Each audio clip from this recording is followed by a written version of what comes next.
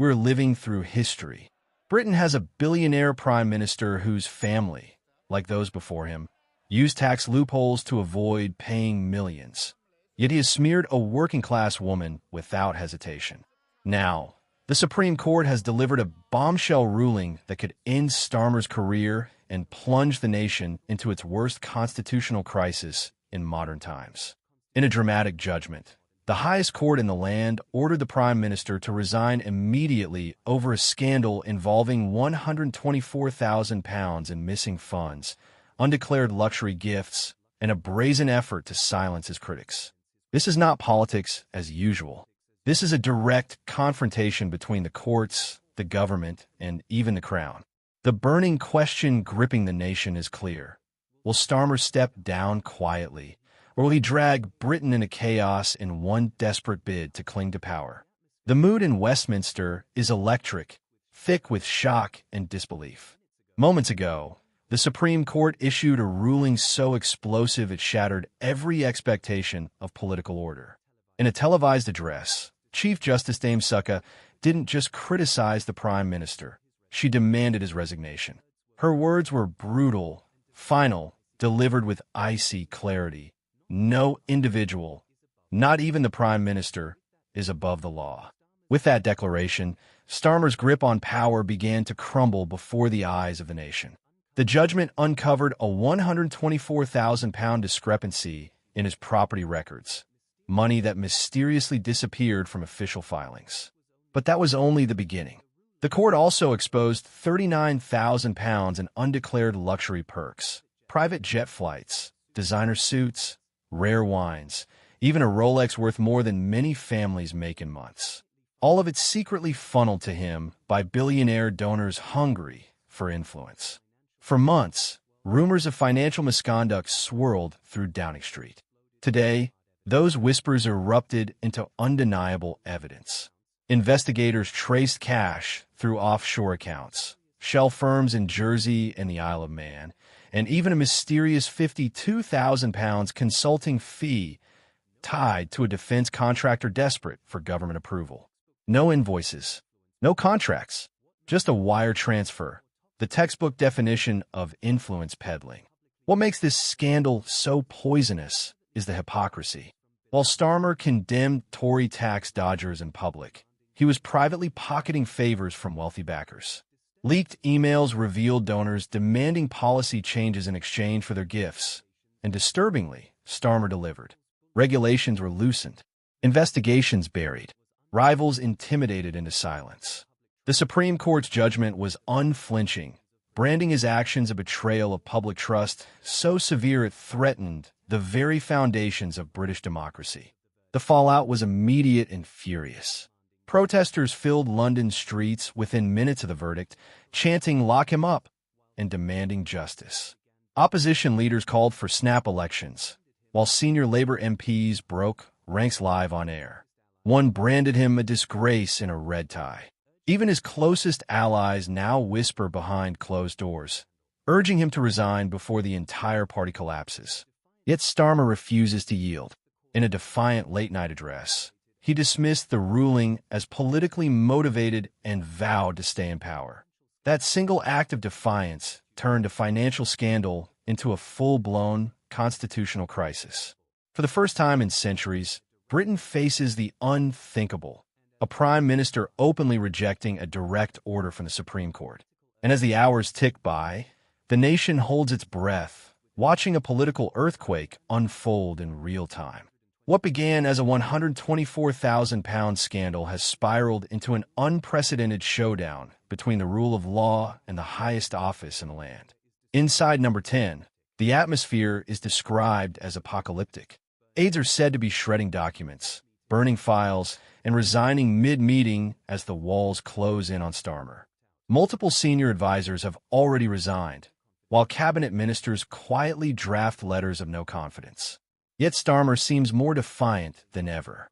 In private meetings with a shrinking inner circle, he has vowed to fight to the bitter end, dismissing the Supreme Court's order as nothing more than a judicial coup. Those words alone have poured fuel on the flames, sending shockwaves through Whitehall and igniting fury on the streets. The Supreme Court's revelations went far beyond financial misconduct.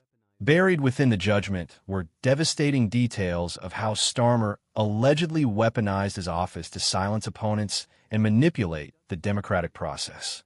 Court documents revealed government lawyers were instructed to threaten journalists who probed too deeply into his finances. Regulators were pressured to sideline Reform UK from televised debates. Donors who criticized his leadership suddenly found themselves targeted by surprise tax audits. A trail of emails, memos, and sworn testimony paints a chilling picture of a prime minister who used the machinery of government not to serve the people, but to crush dissent and shield himself from accountability. In the words of the court, this was nothing less than a systemic assault on the foundations of democracy. Public anger has now erupted into a storm. Tens of thousands have flooded central London, building barricades outside Parliament and chanting for justice. Riot police have been deployed, with armored vehicles stationed near the Supreme Court. Cries of "Resign now" and "Starmer out" thunder through Westminster as clashes intensify between protesters and security forces. Viral footage online shows demonstrators waving placards declaring, "No one is above the law." The mood in the streets is unmistakable. This is no longer about party politics. It is about whether Britain remains a nation ruled by law, or whether one man can place himself above it. But the most dramatic twist has come from the monarchy itself. Buckingham Palace has broken its customary silence, with insiders revealing that King Charles cut short his Balmoral holiday to hold emergency meetings with constitutional advisors. Whispers suggest the nuclear option is now on the table, invoking the royal prerogative to dismiss a prime minister, a power in use since 1834. Britain teeters on the edge of a constitutional abyss, with talk of Crown and Commons colliding head-on. Historians are stunned. One scholar told the BBC, "This is the gravest democratic crisis since the English Civil War." Even the Archbishop of Canterbury has entered the fray, declaring from the pulpit that no leader, however powerful, is above God's law. The international response has been one of shock. The White House issued a rare midnight statement warning of a collapse in Britain's constitutional order. European leaders rushed into emergency summits to brace for political and financial fallout. The pound has crashed to lows not seen since 2008. Markets tremble as diplomats quietly draft contingency plans for the unthinkable, the implosion of Britain's government. An EU official admitted bluntly, "We are preparing for the unthinkable." Inside the UK, civil servants are rebelling, openly refusing orders they consider unlawful. Permanent secretaries have even restricted the Prime Minister's access to certain state functions, warning, "We serve the Crown, not a rogue administration." The crisis has reached a breaking point. Reports suggest the military has been placed on standby, with generals privately assuring the Defense Secretary they will not follow unlawful commands from Downing Street. For ordinary Britons, the question is no longer whether Keir Starmer is guilty. The court has already decided that. The real question is what happens when a prime minister refuses to leave. Every hour he clings to office, the nation grows more unstable. Every word he utters fractures the country further. The Supreme Court has spoken. The palace is preparing to act. The people are in open revolt. Yet Starmer remains barricaded inside Number 10, defiantly issuing proclamations as though authority were still his. But authority has already slipped away. The standoff has entered its most perilous phase. Westminster itself is splintering. The Commons has descended into chaos. MPs shouting across the chamber, waving resignation letters, demanding the Speaker seize control. In the Lords, the Lord Speaker has invoked a century-old rule to recall peers without government approval. The machinery of the Constitution is grinding into motion against the Prime Minister. But Starmer's defiance has driven Britain into uncharted waters. Never in modern history has a leader openly defied the highest court. Legal scholars call it not merely a scandal, but an attempted coup against the rule of law. Meanwhile, evidence continues to mount. Forensic accountants with Scotland Yard have traced millions funneled through offshore accounts tied to shell companies in tax havens. Investigators uncovered a web of shadow firms linked to donors who received government favors in return. Among the most damning was a £52,000 wire transfer from a defense contractor seeking approval for a £1 billion deal. No paperwork, no explanation, just money that reeked of influence buying. The court declared a bribe in all but name. Whistleblowers from Labor's finance team confirmed a climate of fear where staff were threatened, silenced, or fired if they questioned suspicious transactions. One aide confessed, "If you asked where the money went, you were gone by morning." These testimonies have painted Labor not as a governing party, but as a syndicate operating in Westminster shadows. On the streets, fury has swelled into a tidal wave. What began with thousands has become hundreds of thousands. Protesters now occupy squares around Parliament, erecting barricades and chanting for justice. "Lock him up" has become the rallying cry of a movement demanding accountability. Police lines strain to contain the crowds as violent clashes with riot units flood social media feeds. The atmosphere is electric, a powder keg waiting for a spark. Commentators warn, if Starmer continues to defy the ruling, Britain could face unrest on a scale unseen in generations. The symbolism could not be clearer.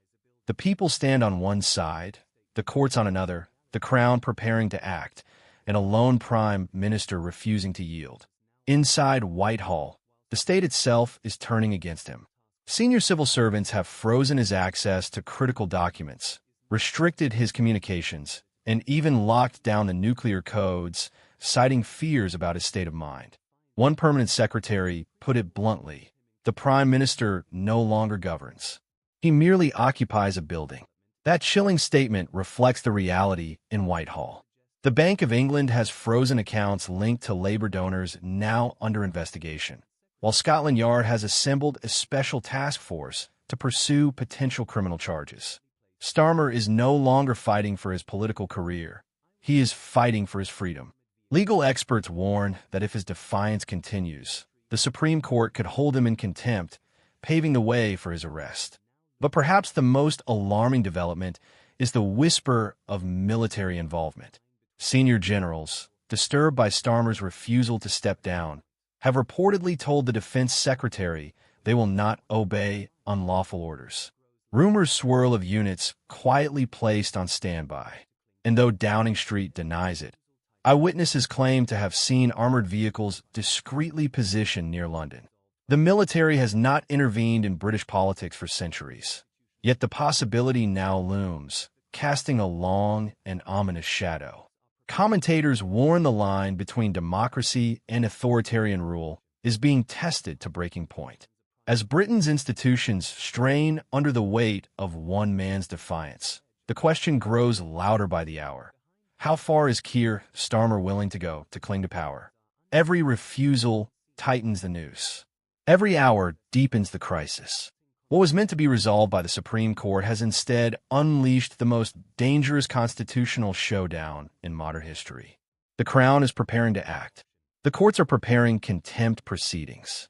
The streets are preparing for confrontation. And at the heart of it all stands a Prime Minister once hailed as a symbol of integrity. Britain now teeters on the edge of a constitutional abyss. Behind Buckingham Palace's gilded walls, emergency meetings are underway at a pace unseen in living memory. King Charles's advisors are consulting constitutional scholars, Supreme Court justices, and senior MPs, preparing for scenarios once considered unthinkable. The so-called nuclear option, the royal prerogative to dismiss a sitting prime minister, has been placed firmly on the table. A power in use since 1834, a relic of monarchy now resurfacing as the last line of defense against a government spiraling into lawlessness. Palace insiders whisper of three possible courses of action. First, a private ultimatum giving Starmer 48 hours to resign before the Crown intervenes. Second, a public rebuke during the state opening of Parliament, stripping the government of legitimacy before the nation. Third, and most extreme, King Charles himself addressing the nation in a live televised broadcast, declaring the government unlawful and dismissed. Such a move would be nothing short of a constitutional earthquake, shattering centuries of convention and igniting debates that could echo for generations.